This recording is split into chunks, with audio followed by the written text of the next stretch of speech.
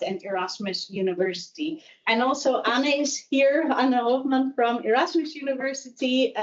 There are different initiatives at all the universities where we really stimulate people from different backgrounds to collaborate together, but also to engage with practice. So we have set up this series of talks, and every second Wednesday of the month, we have a talk from 10 till 11 online, and you can just register. And sometimes we have a special event like this one.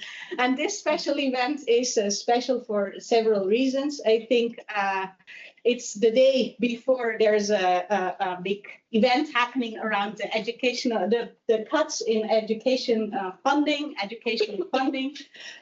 So I think it's good to show how important education, free thinking, research, etc. is, and to show also how that is connected to our everyday lives and also to the lives as global citizens, both locally and globally.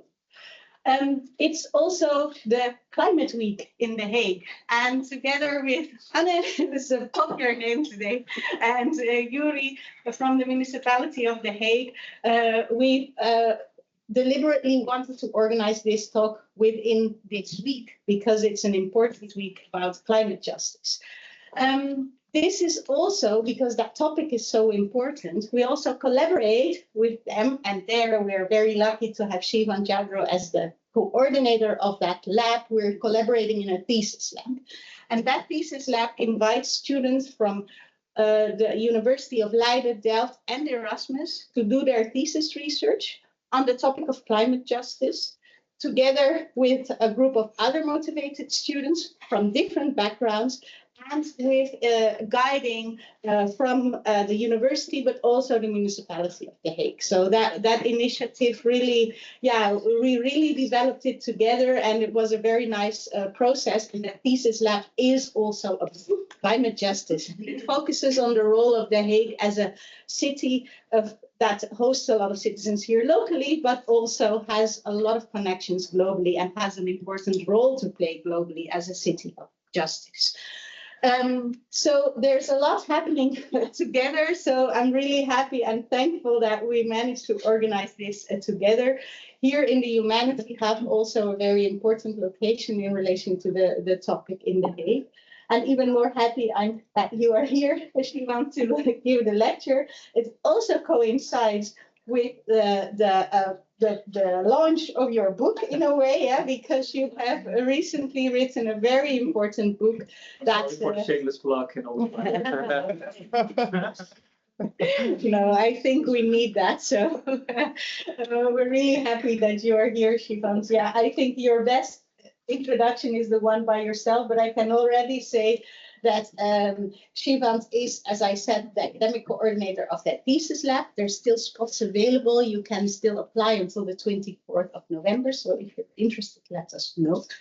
But Shivant works at the University of Leiden in the governance of sustainability area, the center, okay, and he focuses on topics related to climate justice, but going beyond that. So he really looks at justice in all kind of different ways, justice for human beings, but also for non-human beings, for those living here, but also for those living elsewhere in the world. So that is really very nice, and he's very passionate about that, not only academically, but also to really link it to the practice. So the floor is yours, Shivant. We will have your talk, and after like about half an hour, there will be also time for interaction, but you can manage that yourself, how you would like to do it. Thank you. Thanks so much. Welcome, everyone. And good to see some familiar faces, but also some new faces. So what I will be sharing is climate justice at different levels, at the local level, but also at the global level, and how those are entangled, or how we can think of them as entangled. Maybe next slide. I think which laptop is coming? No, it's just there we go. Okay, again, some shameless plug here. And for those who do not speak Dutch, I might consider translating it in English in the near future, but generally speaking, key themes in my work revolve around sustainability governance and those governance questions that, of course, also are normatively laden, have ideological underpinnings. So therefore, justice concerns are very much on top of my research agenda, which, again, as Saskia also mentioned, relates to human but also non-human relations, the rights of nature, etc. Those kinds of questions that, of course, also tap into non-Western ways of thinking, non-Western way of knowing the planetary crisis and how to engage from a more anti-colonial, colonial or decolonial way of thinking and working. And so, yeah, thesis lab, this is already mentioned. And of course, I will give a talk and we have some Q&A afterwards. But if you have a clarification question, just please chime in. I think it's good to have like this interactive setup. So my message today, what I hope is the takeaway, is first that if you want to think of climate justice and understand it properly, we should first and foremost start with climate injustice. To start think in terms of the embedded and embodied problems that are associated with climate injustice. That's a better way of framing the question than to think with abstract theoretical concepts. Though I also like to think about abstract theoretical concepts, but I think for our purpose and engaging with climate justice, it's very important to understand injustices in terms of the impact of climate change, in terms of the causes, like who caused it, but also in terms of solutions, because those solutions are not available for everyone. And climate justice then is not only a question of survival. Yeah. Just a quick question. Is it okay if we take photos or will the slides be shared after? Or both? For slides? Yeah. I mean, I can share them for the group. That's fine. Yeah, sure. Yeah. So it's not only a struggle of planetary crisis. So living under conditions of climate change, but also a question of social justice. It's important to understand how climate change is also a social justice question. And then those are not only local questions, but also add up in terms of international institutions and how we can connect the local to the national to the global, and what kinds of challenges are associated with that move.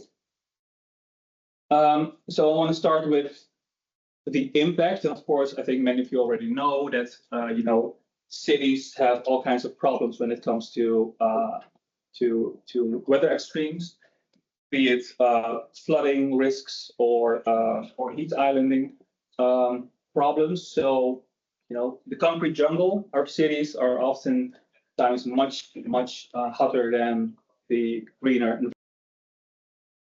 In city parks, for example, it's even better to cope, better to deal with.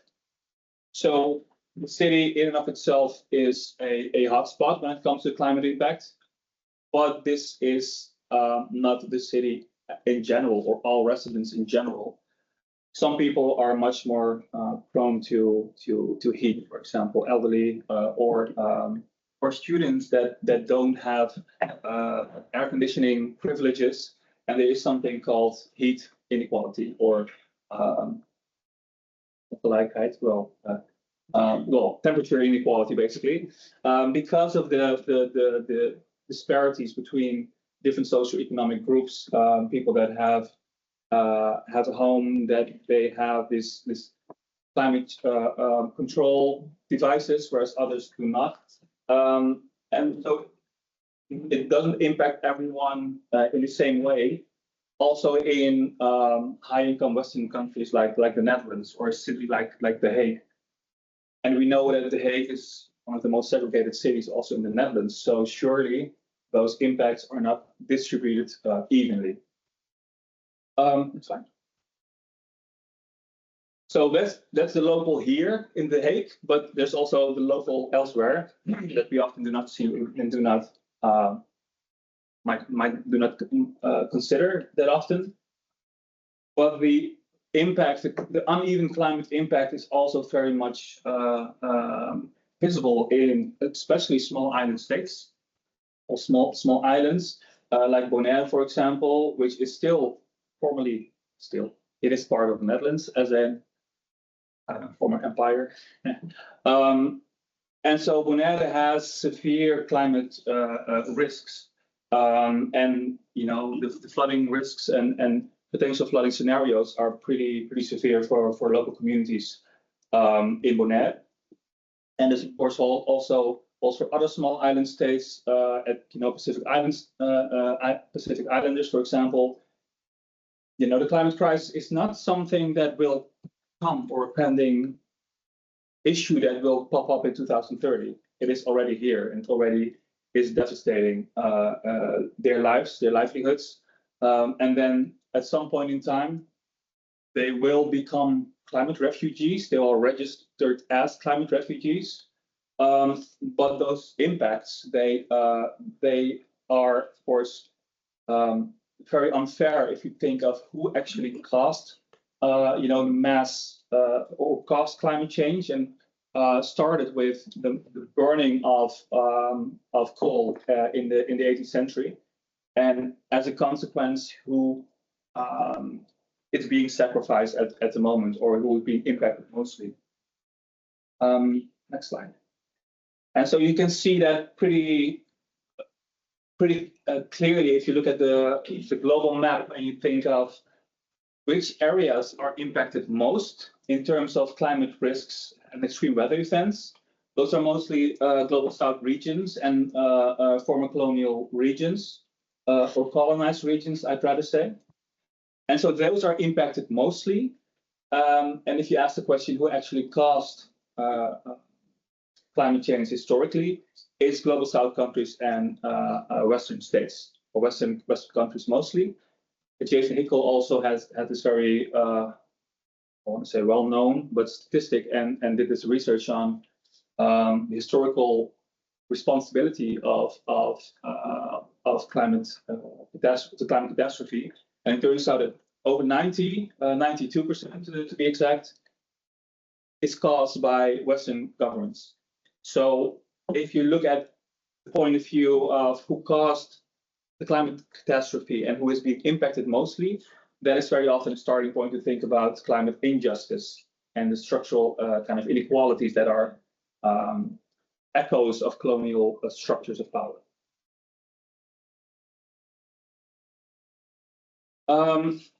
So if we tend to think of solutions and tend to think of strategies and how we can address this question, there's a big elephant in the room. Well, not in this room, at least. There are some rooms that have big elephants in terms of fossil subsidies and important role of the state when it comes to supporting fossil industries. So when you think of the question that who's actually responsible, it's not only big companies and the big polluters, oil companies, etc. It is also the state that has been historically accommodating fossil industries and has this kind of supporting role, and of course has is being justified in terms of it creates economic growth, it creates prosperity. In the end, everyone will have a better life. It will increase comfort and convenience for users, for citizens. I remember I think of one of the former ministers about the gas extraction in Groningen, and I think he said something like, if we stop fracking in Groningen, it will have impact on our heat in the home. So it will automatically lead to inconvenience in our household, and that is of course a very well, kind of a power move to kind of almost threaten us, to say that if we do not continue fracking and exploiting, having this exploited infrastructure, it will impact our convenience. So there's very much a justification that we need these energy sources in order for us to continue our way of life, our way of living. And if you break down the kind of fossil subsidies, because very often the support is registered in terms of subsidies, you can see the different sectors have different kind of support. But this really also begs the question, like, what role does the state have who is the state supporting, how are they protecting? This very much also was part of the agenda climate case a few years ago, if you remember. Seems like ages ago now. But that was actually a question to the state. So the Dutch state was being sued because the question, over the question, is the state not solely responsible for neglecting, well, basically neglecting its responsibility to protect its own citizens for climate risks? And in the end, that was supported. The judge said yes, the state should do much more because it's much too passive. So actually, the legal system fights through its through citizens' citizen lawsuits. The state was being reminded of the fact that it has a public role, and it should not, just support fossil capital directly and without conditions. So we also, and I think that's a very important question. When you think of climate justice, it is also something to address towards the state, because capitalism, not capitalism. They will make money, they will make a profit if there is a opportunity. You cannot, of course, we can hold them accountable, but we can hold the state much more accountable. Because one of the reasons we have a state is that they protect their citizens. Right? So that's, I think, a part of the struggle that we need to engage with.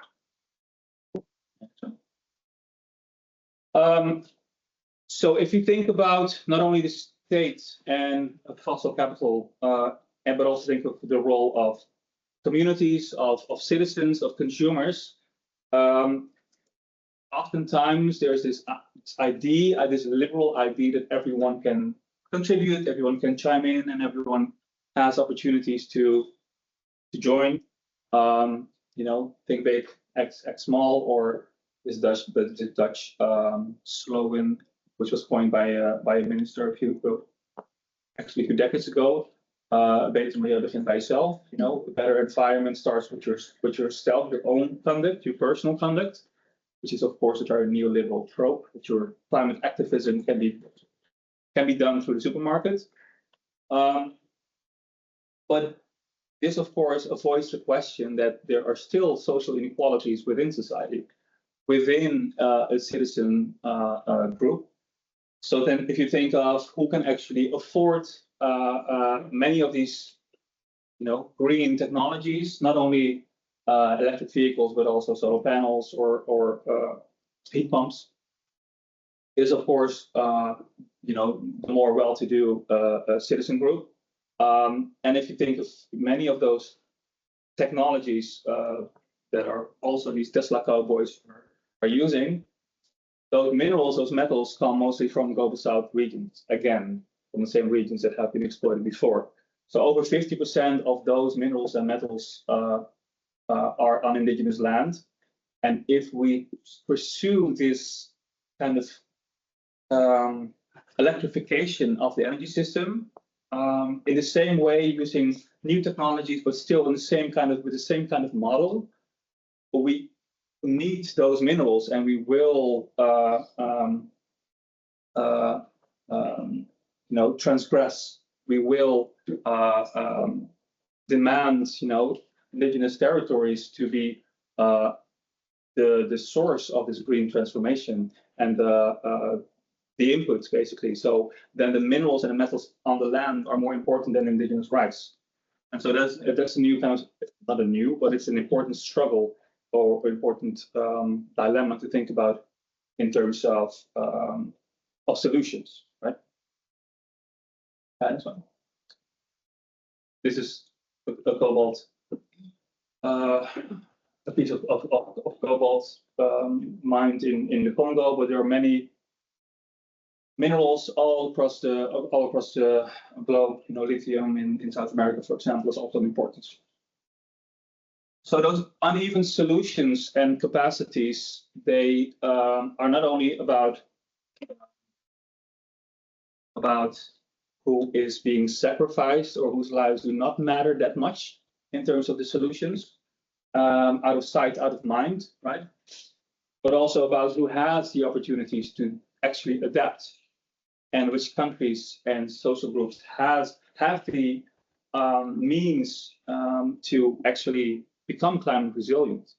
You know, in the Netherlands we have Rijkswaterstaat. We know that Rijkswaterstaat will protect us. Right? They have the expertise, we have the funding. We can rearrange the dikes. We can have all kinds of new solutions. But what about Bonaire? What about Tuvalu? They don't have the same Rijkswaterstaat funding and capacities and infrastructures to change. Also, if we circle back to the local question about heat impact and heat islands, not all residents have the same capacity to adapt because they have this less means. Some residents do have the means and they have these climate privileges, but the same climate privilege that some individuals have, countries also have. Right? So some countries have these climate privileges, whereas others do not. Philip Elfton a few years ago phrased this in a very clear and blunt way. And he would say something like this, or he actually said it like this: the rich will save themselves in climate apartheid while poor suffer.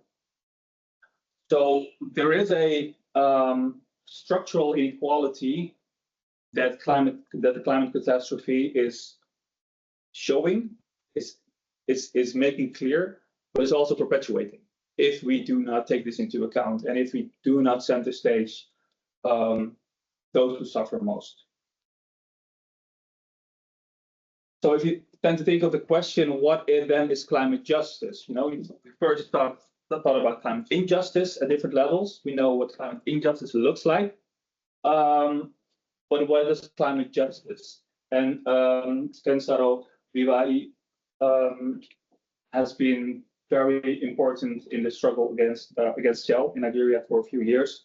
Of course, he has been murdered as a consequence of his struggle in the 90s. But his way of thinking about environmental justice and climate justice by extension, I think is very powerful. Let me just read out the citation. He said, the environment, or I would say the climate, is the first right of humans. Without a safe and healthy habitat, neither humans or non-humans can survive. Without a safe living environment, humans cannot claim other rights, such as social, political, or economic rights. So this means that before we can have a passport, before we can have a bank account, before we can have other social rights, we first need to have a safe environment to live in, to breathe. The air should be breathable, the land should be healthy. So this is to say that it is about survival, especially when you think of regions like Bonaire and Tuvalu. That we need to connect to also social issues. It's not just a separate technical question of buying Teslas for the working class and then we solve the problem. Right? Though then there's still a working class. Right? We need to rethink the question altogether. I tend to often not have this three steps plans or solution checklist, but specifically today I made a checklist. No, it's not a checklist, but we can theorize climate justice in many ways. We can think about liberal rights theory, etc. But I think it comes down, the way I see it at least, it comes down to these three main steps. One is to, and I'm paraphrasing Cornel West here, the American philosopher, is to allow climate suffering to speak. And by that I mean to listen and to take into account those who suffer most from climate justice, but have contributed least. Right? So those communities impacted most in, for example, in the Global South, but also in the Global North, some communities are impacted directly and have the least historical and responsibility for it, and also at least means to cope. Second, based on that information, basically, you would demand action from those who are most responsible for the climate catastrophe. At the international level, so in terms of Western countries that are historically most polluting, but also big polluters, so fossil capitalism and the major fossil companies especially, but also other sectors, industrial farming, etc. But also high income groups. Why not think about a income dependent CO2 tax? So CO2 tax for the most for those with the highest income, or with the most wealth. And then finally, more practically speaking, how to translate those demands into actionable policies and actionable governance practices that are addressing these climate questions while at the same time addressing social inequalities or economic inequalities, right? So that's why I would call it eco-justice, that it's not climate justice, but it's eco-justice as in it's ecological, but it's also economic. It's multiple forms of justice at the same time. It's not only like bracketing climate justice from other forms. So ideally, this would be kind of a three-step approach to think of how we can think of climate injustice first, and then start thinking about how we can translate it into justice policy measures and strategy. How am I doing on time? Okay. Okay, so if we think of some real life examples of how this is being done, or how we can think with some of those examples, this is just a recent summit, about biodiversity and the climate summit that are, I think, I don't know, some like after decades of ritual summits where nothing will happen, only postponing the agenda. There is some interesting things things are happening in terms of who is getting a voice on the table. So the biodiversity summit, finally, indigenous voices and indigenous communities have been granted a more or less like a permanent seat at the table, or have decision-making power. Question, of course, is how much decision-making power they ultimately have. But at least they are being recognized, and their climate suffering or the climate injustice is being taken into account, also with an eye on these colonial legacies. In Baku, of course, it is also a matter of how can we redistribute funds and means. So here we talk about major climate funds or funding that is being transferred from Western countries to Global South countries to better cope with direct climate catastrophe. That is only, this is about repair, like repairing or restorative justice in a way. Of course, you cannot restore or repair if part of your island is underwater.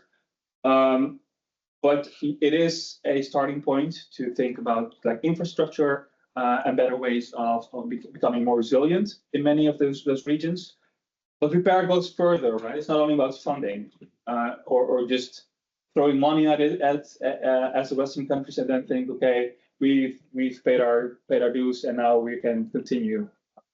It is like a much deeper engagement with repairing social relations, repairing the relations with the land, repairing knowledges that have been also erased because of the constant survival mode many of these communities are in. Right? So restoring and repairing is much more than only funding, but we need to think of it in a much broader way. I mean, I mentioned the case of Bonaire. I'm sure you're familiar with the Greenpeace case, and the demanding from the Dutch state, again, reminding the Dutch state they have a public role, demanding the Dutch from the Dutch state to take action and to be much more engaged with Bonaire, which is officially still part of the Netherlands somehow.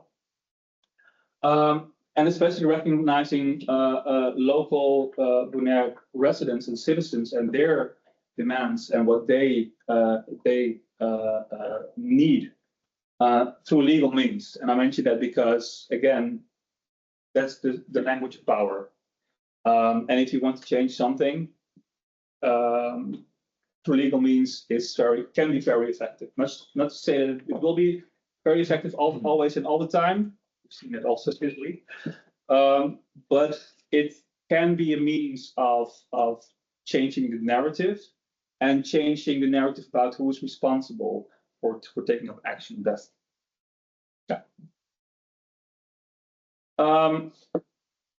and if we think about translating this into like local actionable practices, it can also mean not only legal means and institutional requirements, but also means empowering communities on the ground. So EarthSpark in Haiti has a very interesting project in terms of electrification and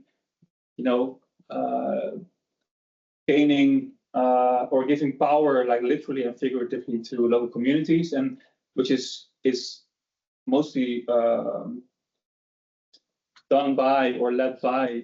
It's like a female-led initiative, and not only in terms of having solar panels and becoming more energy secure and sufficient, but also gaining knowledge to repair a solar panel, or gaining knowledge to become also autonomous in the sense of you don't need big companies or expertise or white male Western experts and advisors to come in and help you out. Right? It's also about epistemic kind of control or justice.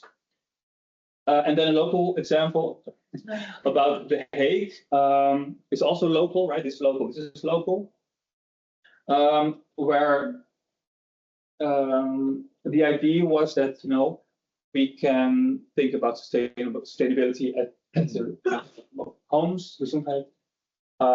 People can become more sustainable in terms of their house and becoming more. Again, I'm not going to say it only once.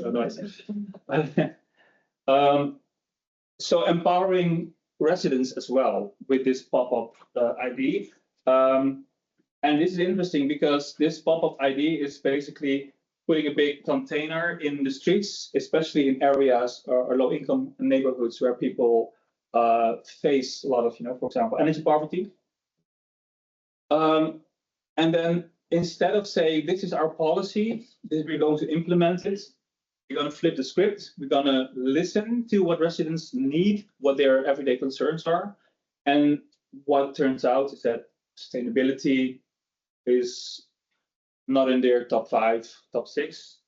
They're mostly, in terms of priorities, they need a job, they need stable income, they have all kinds of social safety concerns in the neighborhood, and sustainability and becoming energy neutral is not on the priority list. So what if you, from a policy perspective, bundle those concerns and make sure people can save money because they can isolate their house?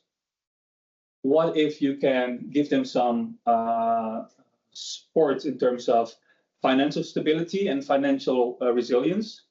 So it's not only one energy measure, it's a package deal almost, right? But the starting point is to listen to what people need and then change your policy accordingly, instead of designing it from the city hall and then implement it. Yeah, next. Okay, and I think this is the final one. So when we think of different locals, thank you. When we think of different local situations,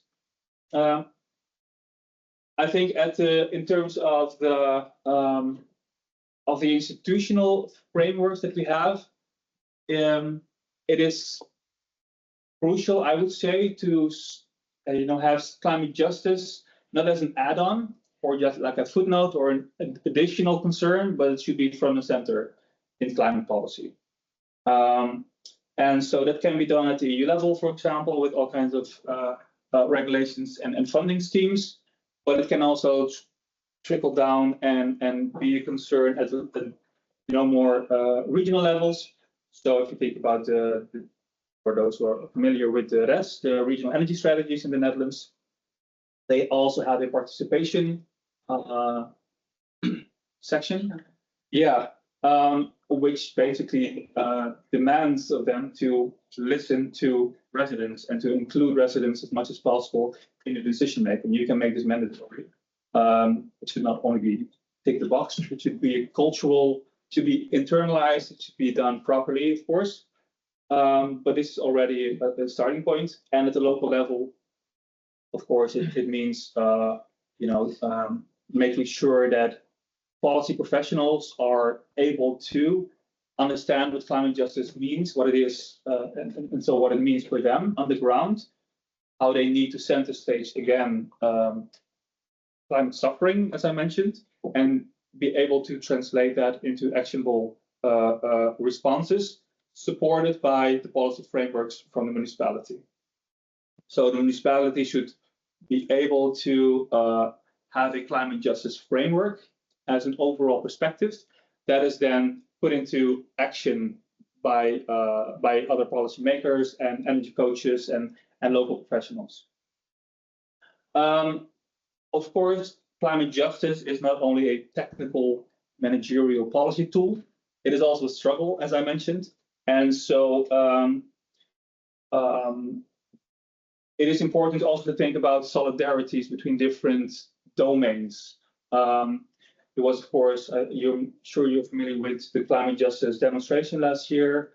Greta Thunberg spoke, or she's has been the female figure of the climate movement for a long time. But the moment she started speaking out and showing solidarity with Palestine, that the climate movement almost started to have two flavors or two camps. One of them were in favor of the solidarity engagement, whereas the others were more skeptical and basically saying we need to focus on climate change and we need to focus on climate goals, otherwise we will not stay within the 1.5 degrees, as if the crisis will come in the future.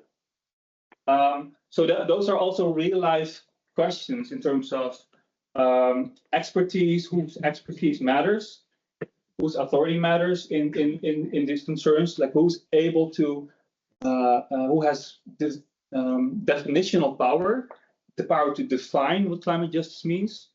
And again, this is not like a clear-cut solution, but those are important challenges when it comes to making climate justice a central concern in the climate movement and in climate policy.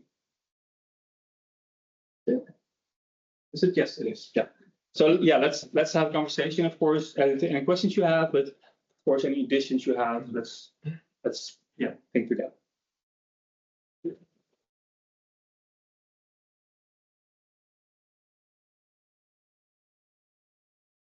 Yeah.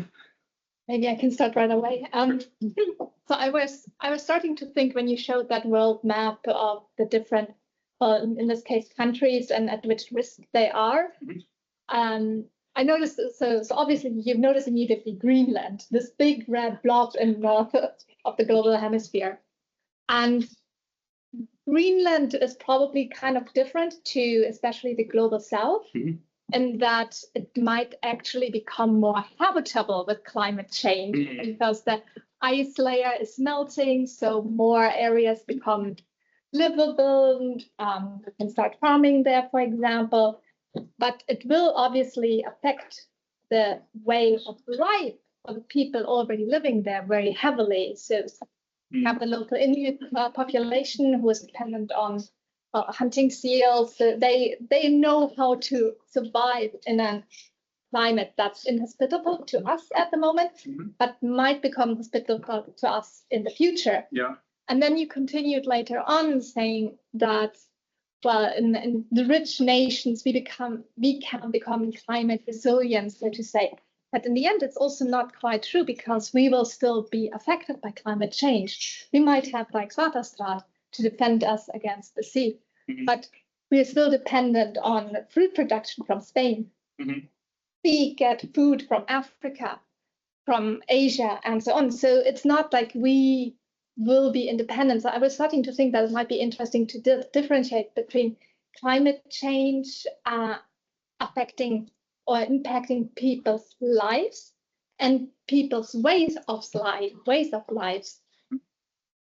So who's actually threatened, like physically threatened by climate change, and whose habits are threatened by climate change? Because then we are all affected. Yeah, no, thanks. I do agree that we are all affected, of course, and we will be affected if you look at the climate scenarios. People living in the coast regions, in the Netherlands, for example, are already, if you have money, start to move. That is already actually happening. So you have internal climate refugees, for those who have money and can change jobs easily. So everyone is impacted, but not in the same way, right? So it's not that a piece of land of the Netherlands will be flooding for sure in the next few years, which is the case in some of those small island states I was mentioning. So the impact is uneven, but I do think it is a starting point to think about climate solidarity across like different countries, and making sure that every region has the same capacity to adapt and to protect themselves, their like lives in terms of survival, but also the livelihoods. So I think that is an important starting point. But not only adapting after the fact, but also preventing, right? So reducing our carbon emissions drastically. So following Jason Hakel's argument, since the West is historically most responsible for climate catastrophe, they are the ones to start like phasing out their emissions as of today, given this historical responsibility. So yes, we are on the same boat, but the boat is not flat surface. There are different cabins. Yeah, but it also might make it easier to convince people that we need to take action rather than making. Well, it probably is easier, and everyone knows that, by saying, so we are all affected. You need to start something, and that will make it easier also for others. That will make the playing field even for everyone else. Yes, I'm not sure. Yeah, no, I agree. Anna Singh. I think it was Isabel Stenger who mentioned that we should start learning to live in the ruins. And it's like in the ruins, as in things are doomy and gloomy. So 1.5 degrees might not even be an option anymore. We need to take into account like 2 degrees. And we should not, we should be more like staying with the trouble. You know, it is here to stay, the climate catastrophe. We need to think about it in a more like productive way, and the best way to deal with it as possible. We cannot prevent it like fully. So reality check. Maybe I would like to say, you say the way of living is changed because of environmental change, but the fact remains that we are rich. So suppose that the production of oranges reduced by a quarter, then we will just outcompete all the other poor countries. So we will pay more to get the oranges, and we still can continue. For us, it's much easier to maintain our way of living than the poor countries. May I answer? Sure. Because I think you're correct to a certain degree, but I think that comes back to what you also call the local climate injustice, because then there's still a large part of the local population who will not be able to afford these oranges. Yeah, it's still only the rich 10% here who might be able to continue just the way we used to, but the rest not. Yeah, you have those inequalities at the international level between countries, but also at the local level between social groups. No, definitely. And I mean, just to add on this, Jason Hakel again, but I think he did do some really good work. He mentioned that if we downsize our industrial activities with 70%, 70, so zoom like trimming it to 30%, we can, at the global level, we can still have a decent lives for everyone, but without the industrial output and the climate impact that it currently has. So there are ways to actually deal with it from a degrowth kind of point of view, but there's no political will yet. Praising it very euphemistically. Yeah. Well, thanks for your presentation. It was really enlightening. What I'm curious about is your perspective on the average person living in a country like the Netherlands, who has a job, goes on a holiday on a plane once a year, and is somewhat informed, but really not, and also being lied to. And they're part of the problem because we are a rich country, but also there's a justice issue there, that they're also not getting the right information. So I'm curious, what's their responsibility or their victimhood? Yeah. It's a good question. I'm not sure if I would. I want to say I'm not sure if I would say that there's an average Dutch citizen, but there are indeed like the everyday, let's say the middle class, like a middle class Dutch person who goes like once a year on holiday and has a 9-to-5 job, etc. So I don't think we can change hearts and minds. We can change the systems around them that will lead to change, like behavioral change. So and those systems need to change. So and I think it's a tricky one, because if you, for example, say we need to stop flying. Yes, of course, that's a good climate measure. It's no need to fly that often anymore. Schiphol can reduce with 80%. But what if that average citizen has family in the Dutch Antilles or in Suriname, for example, right? As the part of its colonial legacy, do we then have more air miles, like climate points? Do we get some credit in terms of the historical responsibility difference, and how do you make that calculation? So it's very hard to. So I think those are the kinds of questions that might pop up if you think about climate justice in that sense, like who has the right to pollute? Are some countries who have more rights than others, historically speaking, while still phasing out and making sure the impact less. But ultimately, it's also a cultural question, right? Like, why do we need to fly that often? Why do we need so much electricity, like nonstop? Why do we need to work from 9 to 5 still, right? So why cannot we reduce our work week with two days, whatever? And so those are more fundamental questions, I think, about how we understand ourselves, not so much as citizens, but as creatures of the earth, almost. So we need to rethink also our relations with each other before we start only thinking about the technical measure of flying less or more. It's I think, more fundamental question that many political parties are not yet willing to address. Though there are some political parties that try to, but they don't have that much say.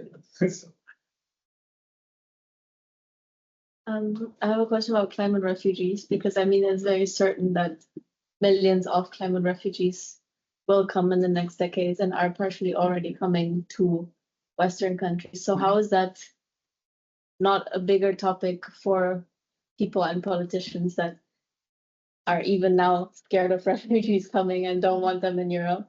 So how come that somehow doesn't have the same effect? Or do you think they don't understand yet what climate refugees, like what the extent really means? Because I think UN has some numbers that it's going to be some 50 million in Europe.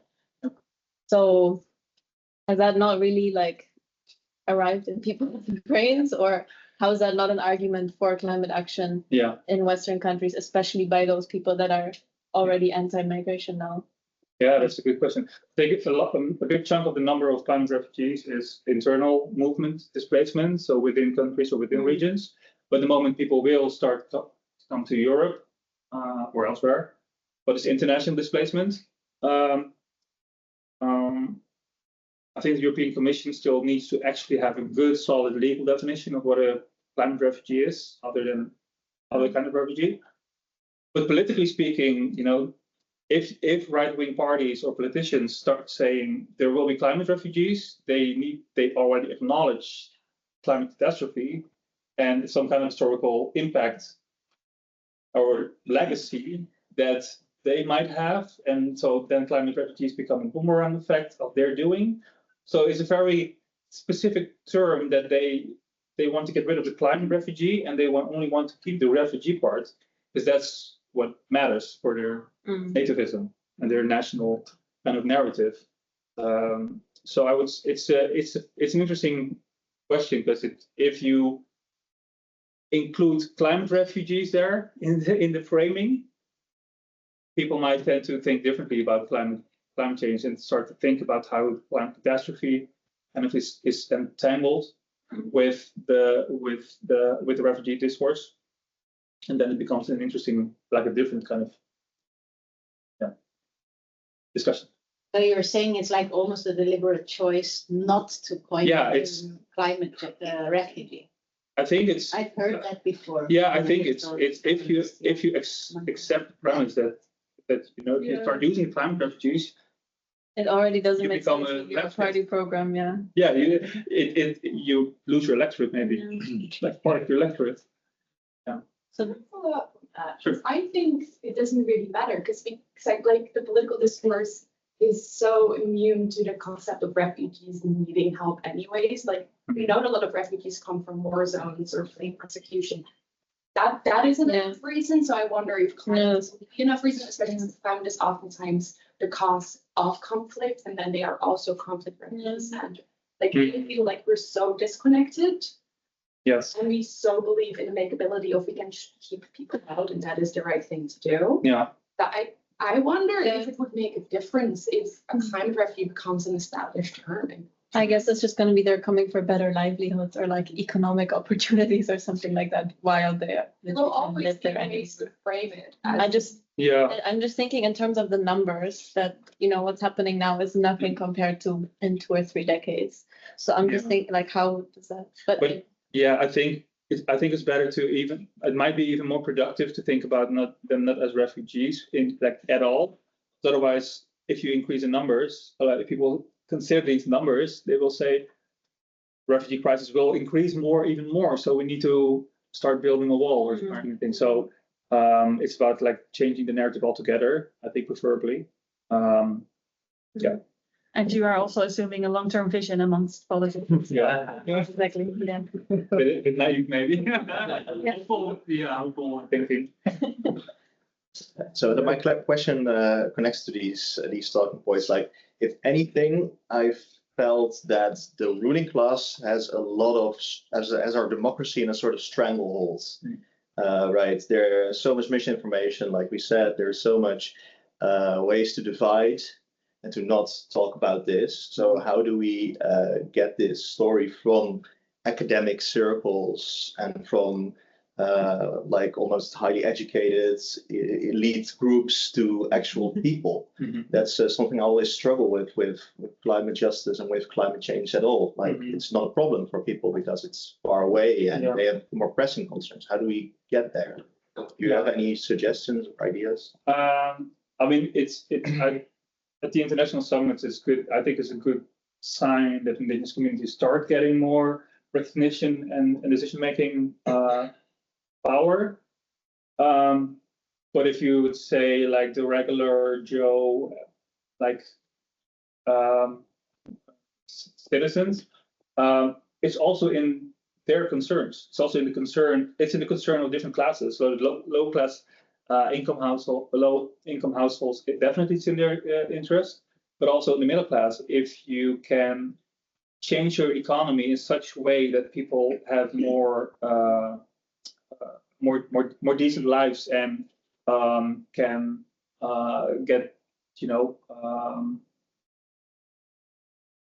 have more fulfilling lives. If you start thinking about their you know, private work balance differently, and you start they start thinking of themselves not as individual consumers only and as employees only.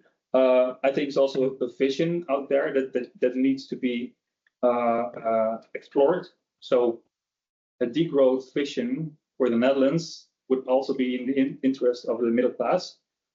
I think it's mostly not in the interest of the higher income groups. They have much to lose, and of a lot of like political and like parties whose ideology steals from the 19th century, basically, and that don't have this idea. So I would say translating it in such a way that the audience or your target audience understands the impact and the advantages it has.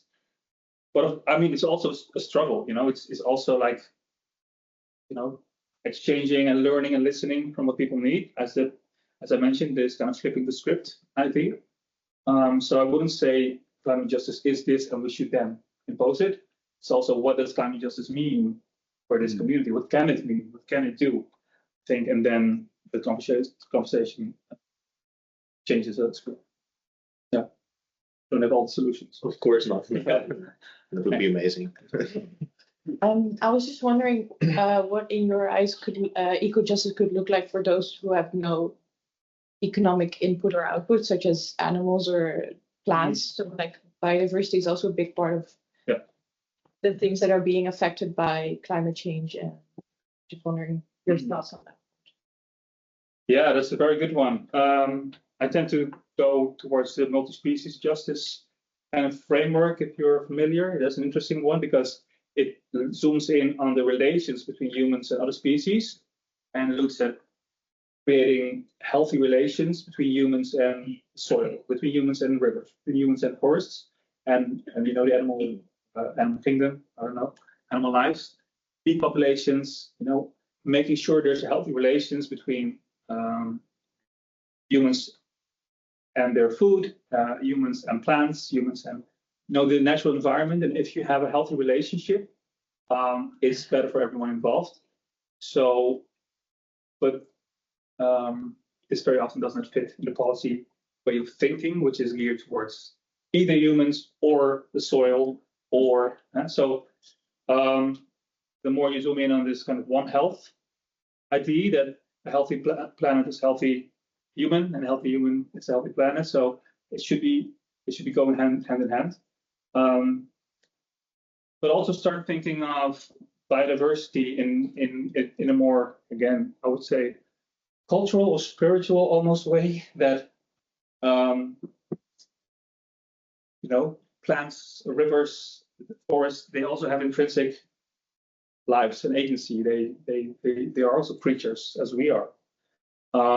So, and if you think it from that point of view, I mean, they don't have passports and whatever, but and bank accounts. But if you think from that point of view, if you start the political community that now consists of humans with passports becomes bigger, and bee populations, animals, rivers, etc., also become part of this political community, and you start feeling responsible also for those ecosystem. I think that, I mean, multi-species justice, I think, is an interesting way of thinking. Thank you. We have time for one last question, or maybe you can pose both your questions and see if we can merge them in answering, and then we will have to close, unfortunately. Okay, I wanted to say something about it, but maybe I can share it later. I wanted to know a bit more about your perspective, saying that those more responsible ones should take action and toward climate justice. And I would like to know more about your perspective in regards, how to make more actions toward adaptation instead of mitigation, because of course we have to keep working towards mitigation. But I have noticed that there is a focus on mitigation, reducing greenhouse gases emissions and everything, but not in adaptation and risk reduction.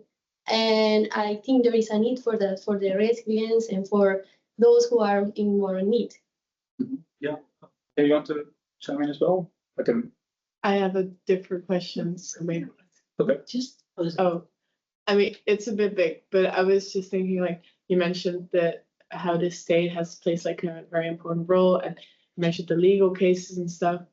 And I was quite devastated by the Shell v. Leiden-Delft-Erasmus case, because for me that kind of shows how like companies are untouchable also through legal means, like of getting them. And we know that like, was it like 60 companies are like responsible for 80% of all the emissions if you count like scope 3 emissions. So I'm just a bit, I feel powerless in the sense that, does the state even have the power to sort of say something about that? Like how do you look at that? I feel like that road has been blocked off now, and I don't really know which other roads there are. Yeah, thanks. Good one. I'm not going to say buy my book, but that's a horrible plug. Yeah, so maybe first the question about mitigation and adaptation. I think we need both, because climate scenarios are basically we will need to adapt in any case, even if we stop like with CO2 emissions today, we will have effects, and the effects are basically already happening. They already have been happening for years. So I would say we need to zoom in on adaptation and mitigation at the same time, at different levels. So at the urban level, in terms of weather extremes at the city level, but also internationally, those who are most vulnerable are made into vulnerable communities should be protected most and first, because they don't have the means to adapt.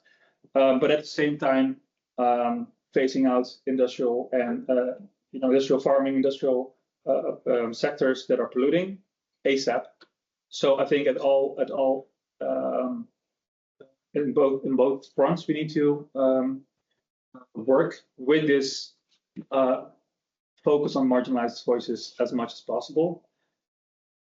Some people would say we need to have the whole geoengineering in the mix as well, because for whatever reason, if that's plan B or C, sure, let's go there. But I think we need to have climate justice front and center in mitigation and adaptation at the same time. And the state, well, I think the course or the case was, it also, I didn't read the entire case, but I think some of the result, and correct me if I'm wrong, was also that Shell does need to phase out some of the fossil fuels, like, or they have a responsibility. So that on the one hand, they say that they are having, I mean, they started with saying that they had they should consider like the human rights part of stuff, but since they couldn't find a number, since it's so context specific, they just decided to have no number at all. To like reduce by. So sort of the foundation of how you would build those cases in a lot of other, because the Shell case was also a foundation for a lot of other cases. Yes. So that foundation is kind of. Yeah. I mean, I want to say it's a marathon, and it is a marathon. It is a long-term struggle. But I think the state is one of the only sites of power or institutions of power that claims to work for us. And so that promise, we can try to hold them accountable through elections, through other means, through demonstrations, through making noise, through media, and put pressure, so that not only public opinion changes, but also those next generation. And the only hope I have is the next generation. No pressure.